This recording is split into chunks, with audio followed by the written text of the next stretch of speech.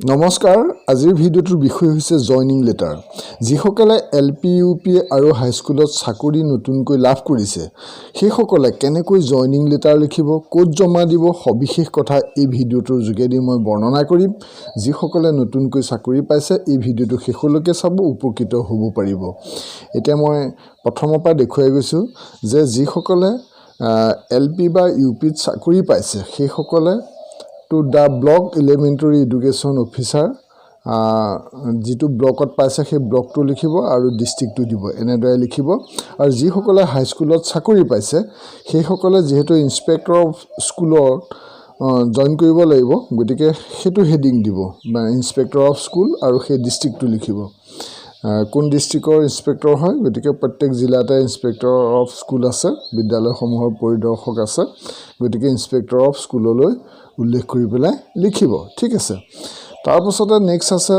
Through the headmaster head teacher of এটো লিখিব কোন স্কুলৰ যোগেদি কিন্তু এটা কথা হ'ল যিসকলে প্ৰথমতে ব্লক অফিচত জয়েনিং কৰিব সেইসকলে এই কলমটো লিখিলেও হ'ব কিন্তু পৰৱৰ্তী সময়ত যেতিয়া প্ৰধান শিক্ষকৰ ওচৰত যোগদান কৰে তেতিয়াহলে সেইসকলে হেডিংটো প্ৰধান শিক্ষকলৈ কৰিব পাৰে আৰু যিসকলে ব্লক অফিচত লগ নাপায় পোনে গৈ পেলাই স্কুল পায়গৈ তেতিয়াহলে সেই স্কুলখনৰ প্ৰধান শিক্ষকৰ যোগেদি এনে ধৰণে লিখিব পাৰিব through the head teacher of সেই স্কুলখনৰ নাম দিব মই আকৌ বৰ্ণনা কৰি দিম কথাটো ক্লিয়াৰকৈ প্ৰথমতে মই জয়নিং লেটাৰখনৰ বিষয়ে কৈ লৈছো সাবজেক্টটো হৈছে জয়নিং লেটাৰ এতিয়া জয়নিং লেটাৰখন কেনেকৈ লিখিব সেই বিষয়ে এই ভিডিঅ'টোত সবিশেষ আছে আপোনালোকে গুটেখিনি গম পাব মই তাৰ আগত ক্লিয়াৰকৈ কথাকিটা কৈ দিছো যিসকলে হাই স্কুলত চাকৰি পাইছে সেইসকলে প্ৰথমতে ইন্সপেক্টৰ অফ স্কুল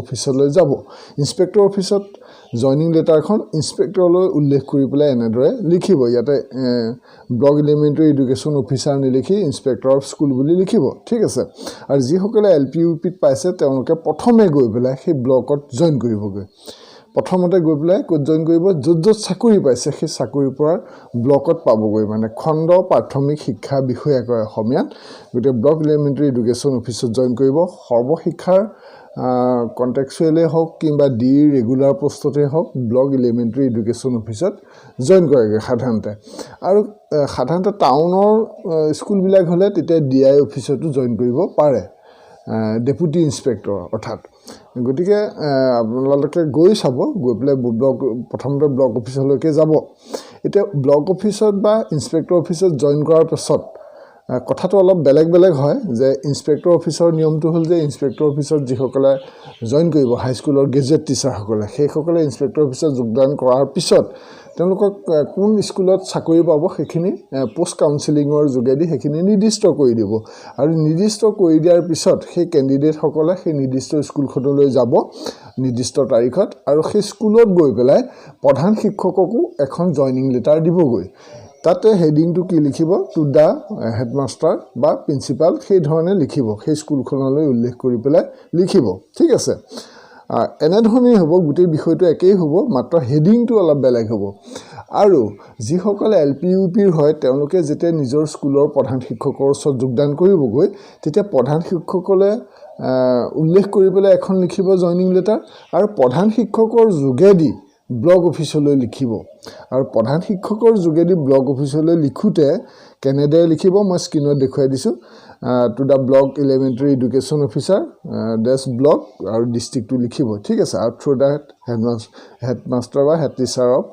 সেই স্কুলখনৰ নাম দিব সাবজেক্টটো হ'ল জয়নিং লেটাৰ এটা নেক্সট কথাটো হৈছে ৰেসপেক্টেড ছাৰ আৰু মেডাম আৰু যিসকলে মানে ধৰক যথেষ্ট অভিজ্ঞ সেইসকলক এনেধৰণেই লিখিব তেওঁলোকে নিজৰ মতে অকণমান সালসলনি কৰি ল'ব পাৰিব যে ইয়াত লিখা গোটেই শব্দকেইটা একেই হ'ব লাগিব তেনে কোনো কথা নাই মই এটা ইয়াতে নমুনা দিছোঁ যাতে সকলো কেণ্ডিডেটৰ সুবিধা হয় with due respect I would like to state that I am appointed at কোনখন স্কুল সেই স্কুলখনৰ নাম লিখিব এতিয়া ধৰি লওক এলপি ইউপি মানে যিসকল কেণ্ডিডেট সেইসকলে নিৰ্দিষ্ট স্কুলখন উল্লেখ কৰি দিছে ধৰি লওক গৰৈমাৰী এলপি স্কুল তেতিয়া তাত লিখিব appointed at Goroimari LP school as assistant teacher ক'ৰবাত যদি ছায়েন্স এণ্ড মেথছ টিচাৰ হয় আপাৰ প্ৰাইমেৰী ঠাইত আপাৰ প্ৰাইমেৰী ঠাইটোত ছায়েন্স এণ্ড মেথছ টিচাৰ লিখিব বা আছামিজ লেংগুৱেজ টিচাৰ লিখিব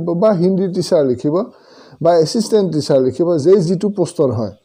কিন্তু হাইস্কুলৰ সকলে যিহেতু স্কুলখন পোৱাই নাই গতিকে স্কুলৰ নামটো নিদিয়াকৈ হ'ব, সেই ডিষ্ট্ৰিক্টখনৰ নাম উল্লেখ কৰিব আৰু কি টিচাৰ হিচাপে দিছে গ্ৰেজুৱেট টিচাৰ আৰ্টছ বা গ্ৰেজুৱেট টিচাৰ ছায়েন্স।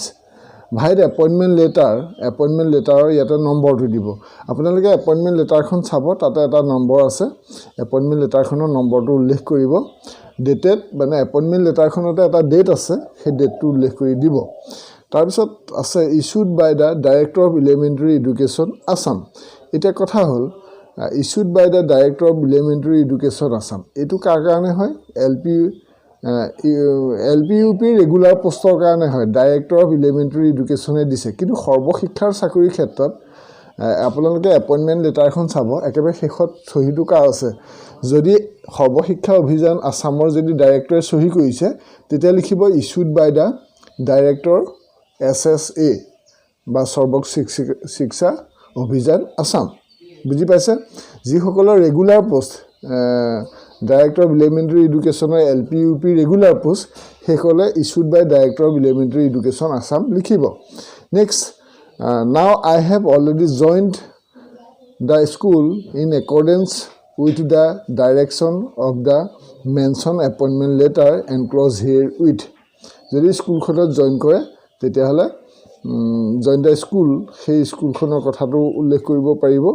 আৰু যদি স্কুলখন আপোনালোকে পোৱা নাই যে হাইস্কুলৰ ক্ষেত্ৰত, তেতিয়া ইনস্পেক্টৰ অফিচতে আপোনালোকে জইন কৰিব পাৰিব। আৰু হাইস্কুলৰ ক্ষেত্ৰত এপইণ্টমেণ্ট লেটাৰখন ইছ্যু কৰিছে ইনস্পেক্টৰ অফ স্কুলে এপইণ্টমেণ্টখন লিখিছে। গতিকে আপোনালোকে এপইণ্টমেণ্টখন চাই ল'ব, এপইণ্টমেণ্ট লেটাৰত যি চহী কৰিছে সেইসকল মানে ইছ্যুড বাই কোনে ইছ্যু কৰিছে সেই কথাটো উল্লেখ কৰিব। ঠিক আছে, মই ইয়াতে এটা নমুনা দিছোঁ, কথাখিনি আপোনালোকে নিশ্চয় সজাই পেলাই লিখি ল'ব পাৰিব। So' I request you to kindly accept my joining report in your block on today. গতিকে যেতিয়া ব্লকত যদি ব্লগ হৈ লিখিব, আৰু যদি ইনস্পেক্টৰ অফিচ হয় ইনস্পেক্টৰ অফিচ লিখিব, তাৰপিছত যদিহে স্কুল হয় স্কুল বুলি লিখিব। অন টুডে তাতে ধৰি লওক তাৰিখ এটা দি দিছোঁ, September 2020। এইটো ধৰক এতিয়া 20 নহয় আৰু, এতিয়া আপুনি ধৰি লওক 10 তাৰিখে জইন কৰিছে, 10 ফেব্ৰুৱাৰীত, তেতিয়া 10 ফেব্ৰুৱাৰী 2021 লিখিব। বুজি পাইছে? এইটো এটা নমুনাহে।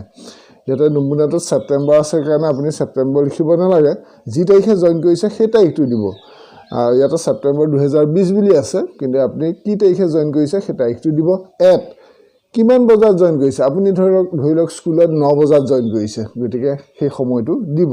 ঠিক আছে, নেক্সট তলত লিখিব NB, তাতে বিশেষ দস্তাবেজত কি লিখিব, enclose herewith my appointment letter and school joining report for your information and favourable action. যিসকলে স্কুলত জইনিং কৰিলে ইতিমধ্যে সেই স্কুলৰ জইনিং ৰিপৰ্টটো ইয়াতে পঠাব, প্ৰধান শিক্ষকে তাতে এটা চহী এটা কৰি দিব। ঠিক আছে, আৰু যিসকলে স্কুলত জইনিং কৰা নাই তেতিয়া enclose herewith my appointment letter বুলি লিখিলেই হ'ব। বুজি পাইছে? তাৰপিছত থেংক ইউ দি ইফালে ইয়'ৰ ফেইথফুলি দি গোটেই আপুনি এড্ৰেছটো দিব, মোবাইল নম্বৰটো দিব, ইমেইল ID, এইখিনি নম্বৰখিনি আপোনাৰ কণ্টেক্ট নাম্বাৰ আৰু বিশেষকৈ এড্ৰেছটো চহীটো কৰি দিব। আৰু লগত আপুনি এটা এপইণ্টমেণ্ট লেটাৰ কপি, সেই তথ্য পাতি যি লাগে সেইখিনি দি দিব। এইখিনিতে মই আপোনালোকক আৰু এটা কথা জনাই দিওঁ যে আপোনালোকৰ যিখিনি ডকুমেণ্টছ, সেই ডকুমেণ্টছৰ কপিখিনি এটা ছেট মানে আপোনালোকে প্ৰধান শিক্ষকৰ ওচৰত জমা দিব। সেইখিনি বিভিন্ন সময়ত প্ৰয়োজন হ'ব। Bank passbook, voter card, PAN card, Aadhaar card, যিখিনি আছে এপইণ্টমেণ্ট লেটাৰৰ পৰা ধৰি আপোনাৰ এডুকেশ্যন কোৱালিফিকেশ্যনৰ গোটেই কপিখিনি আপুনি এটা ছেট প্ৰধান শিক্ষকৰ ওচৰত জমা দিব। আৰু প্ৰয়োজন সাপেক্ষত যদি ব্লক অফিচে বিচাৰে ব্লক অফিচত দিব। মানে আপুনি গোটেইখিনি জেৰক্স কৰি পেলাই লৈ যাব। আৰু সাধাৰণতে জেৰক্স কপিবিলাকত নিজেই চহী কৰিব লাগে, গতিকে চেল্ফ এটেষ্টেড হয়, গতিকে আপুনি নিজৰ ৰিক্সত সেইখিনি কৰি লৈ যাব। এইখিনি জইনিং কৰোঁতে বা স্কুলত জইনিং কৰোঁতে প্ৰয়োজন হয়। গতিকে যি অফিচত যি নিয়ম সেইমতে আপুনি দিব। আৰু প্ৰধান শিক্ষকক যিহেতু বিভিন্ন সময়ত নতুনকৈ যোগদান কৰা শিক্ষকজনৰ তথ্য পাতি বিচাৰি থাকে, গতিকে আপুনি যদি এটা ছেট ফাইল হিচাপে যদি দি দিয়ে তেতিয়া প্ৰধান শিক্ষকজনৰো সুবিধা হ'ব। ঠিক আছে, আপোনালোকে কমেণ্ট কৰিব এই কথাখিনি আপোনালোকে ক্লিয়াৰ বুজি পাইছেনে নাই, আৰু যদি কিবা বুজি পোৱা নাই সোনকালে কমেণ্ট কৰিব, মই সোনকালে উত্তৰ দি এটা আকৌ নতুন ভিডিঅ' প্ৰস্তুত কৰিম। আৰু ইউটিউবত চাই থাকিব কুমাৰ বসন্ত আছাম।